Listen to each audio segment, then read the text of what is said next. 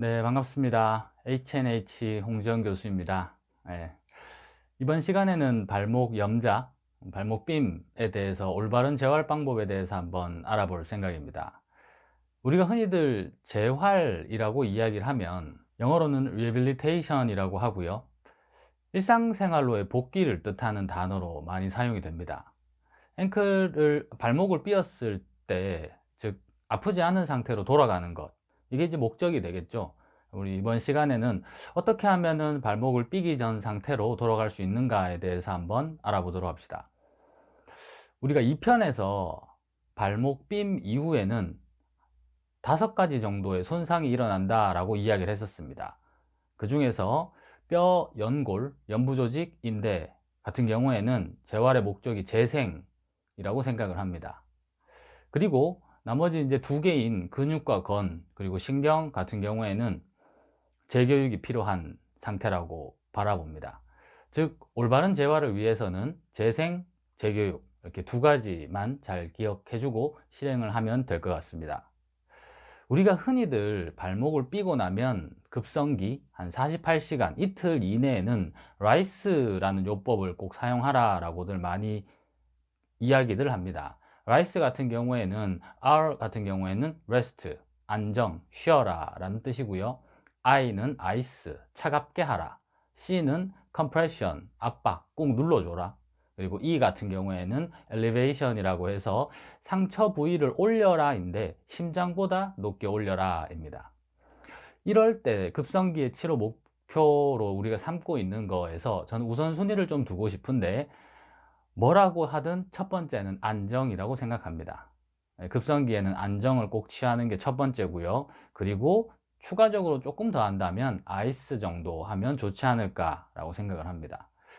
제가 왜 이렇게 생각하는지에 대해서 한번 이야기를 해보도록 하겠습니다. 우리 흔히들 라이스를 적용하는 거는 48시간에서 72시간 이내에 라이스를 적용하라라고 이야기하는데, 그 원인이 무엇인지는 잘 설명들 안 하거든요. 그 한번 설명을 해볼까 합니다. 손상을 받게 되면 조직은 파괴됩니다. 조직이 파괴되면 화학 주성이라는 그 원리 때문에 파괴된 성분에서 우리 몸에 있는 면역세포들을 불러들이는 그런 물질들이 나오게 됩니다. 면역세포 같은 경우에는 뭐 흔히들 이제 백혈구 이렇게 알 수 있겠지만 종류가 좀 여러 가지가 있거든요. 그래서 이런 친구들이 이제 그 손상된, 파괴된 조직으로 몰려들게 됩니다. 이 면역세포 같은 경우에는 죽은 조직을 청소해 주는 역할을 하거든요. 근데 그렇게 청소하는 역할을 할 때 염증 반응이 나타납니다. 염증 반응이 나타나게 되면 우리가 흔히 알고 있는 부종, 붓는다, 스웰링, 에데마 뭐 이런 현상들이 나타나게 되거든요. 이 면역세포가 가장 왕성하게 활동하게 되는 시간이 손상 후 48시간에서 72시간이라고들 얘기합니다. 뭐 감염이나 다른 추가적 손상이 없을 경우에입니다. 우리가 예를 들어서 발목을 삐었습니다. 그러면은 삔 직후보다 한 2밤 정도, 이틀 정도 흘렀을 때 발목이 가장 많이 붓게 되거든요. 그럴 때 우리는 앞에서 배웠던 라이스 요법을 적용해서 이렇게 너무 심하게 붓는 것을 억제하겠다라는 것을 급성기의 치료 목표로 두고 있기 때문에 라이스를 사용하라 라고 얘기합니다. 근데 여기에서 하나의 고려사항이 더 나타납니다. 그게 뭐냐면, 면역세포가 활동이 끝나고 청소를 잘 했다, 그러고 나면은 면역세포들이 진정되는데, 이 진정될 때도 마찬가지 염증 반응의 그 물질들 때문에 이 면역세포들이 이제 진정하기 시작하거든요. 그리고 이렇게 진정하게 만드는 그 물질들은 우리 주변에 있는 조직에게 재생하라 라는 명령을 내리게 됩니다. 그런데 만약에 우리가 부종이나 염증 반응을 억제시키기 위해서 라이스 요법을, 특히나 뭐 아이스, 컴프레션, 뭐 엘리베이션 이렇게 든다 이런 것들을 하게 되면은 면역세포들이 잘 안 오겠죠. 혈관이 수축함으로 인해서. 그래서 부종이 잘 발생되지 않습니다. 그러면 이거는 재생이 잘 일어나지 않게 하기도 합니다. 그래서 그냥 발목 삔 후에 단순히 48시간이나 72시간 이내이기 때문에 라이스를 적용하라 라는 것은 좀 조심스럽습니다. 사진에서 보는 것처럼 증상이 기능을 악화시키거나 증상이 내 일상생활을 방해할 정도의 상황이 된다면 저는 뭐 뒤에 있는 아이스, 컴프레션, 엘리베이션 이렇게 세 가지를 적극적으로 활용하라 라고 권고하고 싶습니다. 너무 땡땡 부으면 피부가 당기듯이 아프거든요.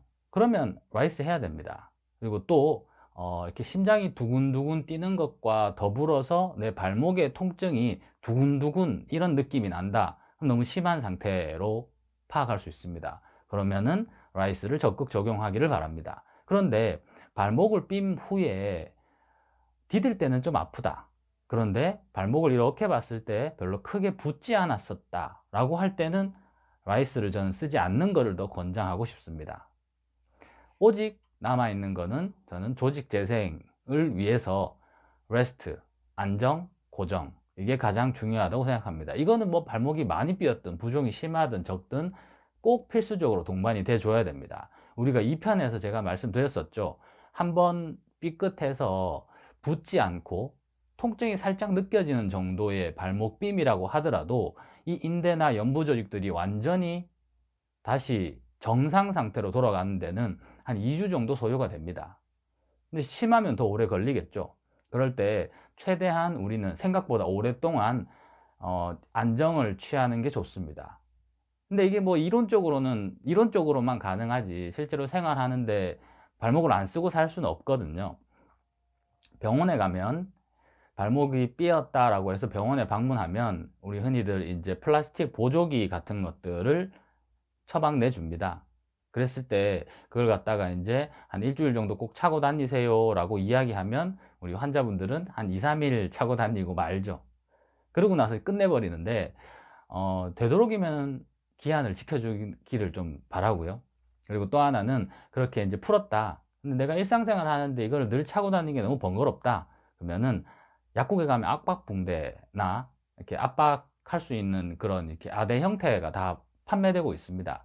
그래서 그런 거를 착용해서 최대한 좀 오랫동안 내가 아프지 않다 하더라도 좀 오랫동안 안정과 고정, 레스트를 좀 취해 주는 거를 저는 권장합니다. 이 시기에 병원을 방문했을 때 병원에서 이제 요즘에는 이렇게 냉치료, 영어로 하면 크라이오 세라피라고 해서 굉장히 그럴듯하게 들리는 치료들을 많이 쓰거든요. 이게 진짜 좀 돈을 비싸게 받습니다.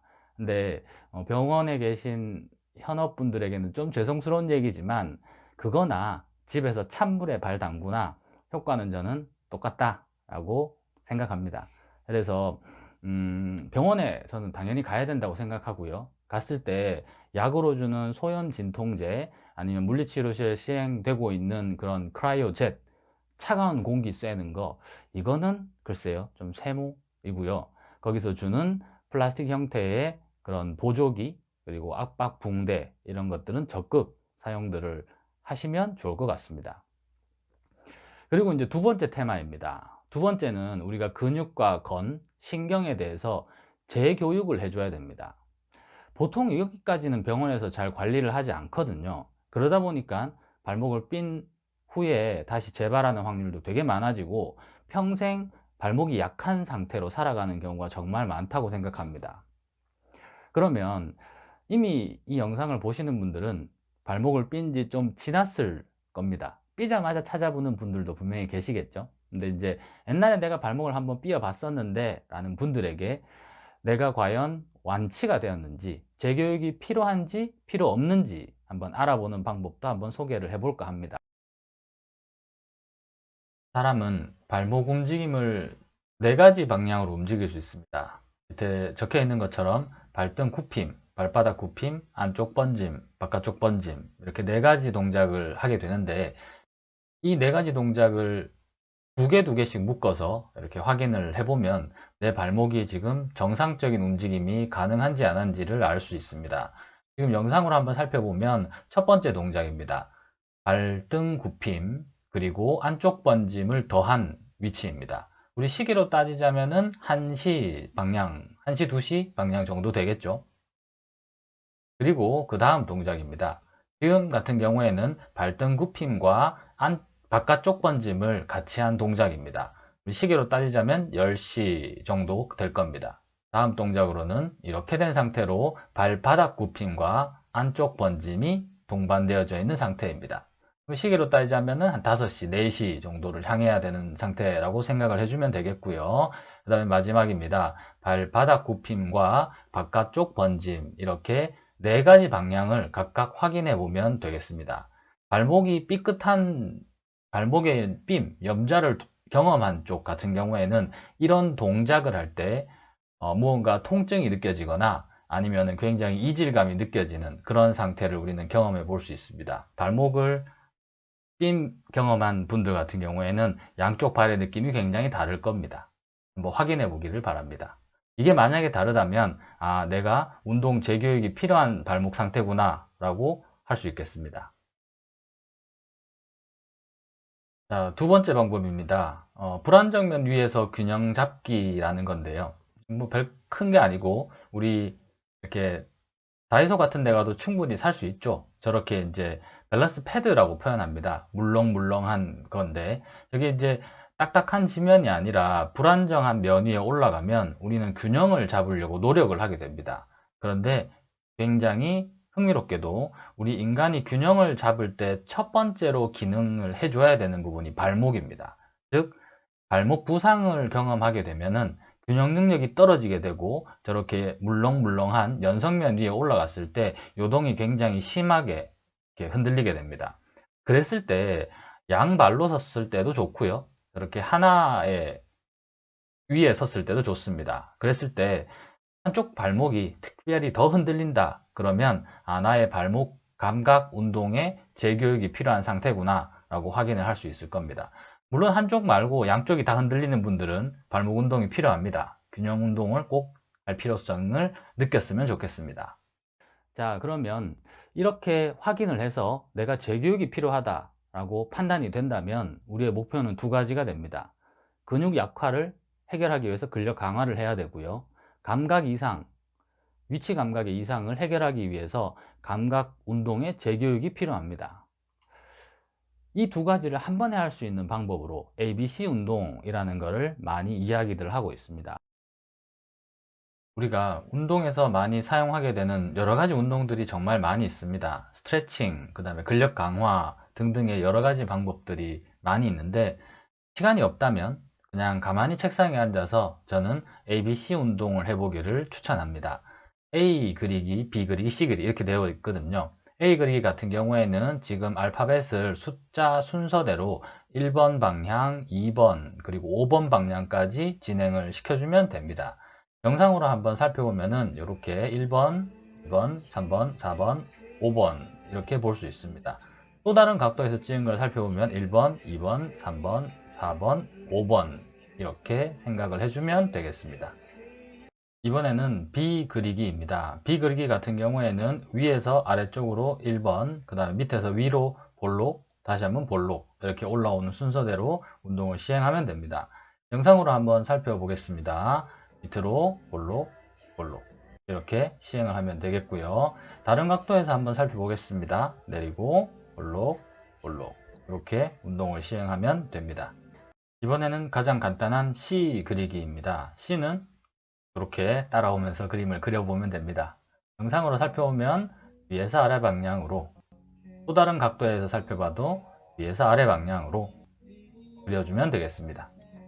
자, 우리 이번에는 발목 삠 이후에 손상을 받게 되는 6가지를 중심으로 어떻게 하면 올바른 재활, 완성을 할 수 있는가에 대해서 한번 공부를 해봤습니다. 첫 번째, 재생, 두 번째, 재교육.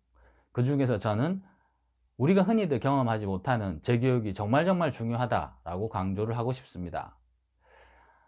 제가 물리치료학과에 관심을 가지게 되는 친구들 혹은 이제 입학하기 위해서 이렇게 여러 가지 상담들을 진행해 보면 실제로 이제 준 프로급 이제 아마추어 이상의 운동 생활을 하던 친구들이 부상 후에 부상이 낫지 않아서 경기력이 떨어지게 되고 그로 인해서 이제 자기의 선수 생활을 포기하는 경우를 정말 많이 보게 됩니다. 초중고 시절에는 아마도 부상 후에 병원에서 관리하는 정도지 전문가가 붙어서 그 선수들의 스포츠 물리치료, 재활 물리치료 이런 것들을 시행하지 않을 겁니다. 그래서 꿈이 좌절되는 경우를 너무 많이 보기 때문에 저는 일반인들과 지식 공유를 하기 위해서 발목을 첫 번째로 한번 해봐야 되겠다라고 생각을 했습니다. 부디 운동을 희망하고 운동을 지금 하고 있는 분들 같은 경우에 발목이 삐끗한 후에 굉장히 많이 경험하겠죠. 절대 그냥 쉽게 여기고 그냥 넘어가게 되면 앞으로 경기력에 굉장히 큰 악영향을 주는 거라는 것을 분명히 명심해 주시고 운동 재교육에 꼭 한번 신경을 써 보시기 바랍니다. 감사합니다.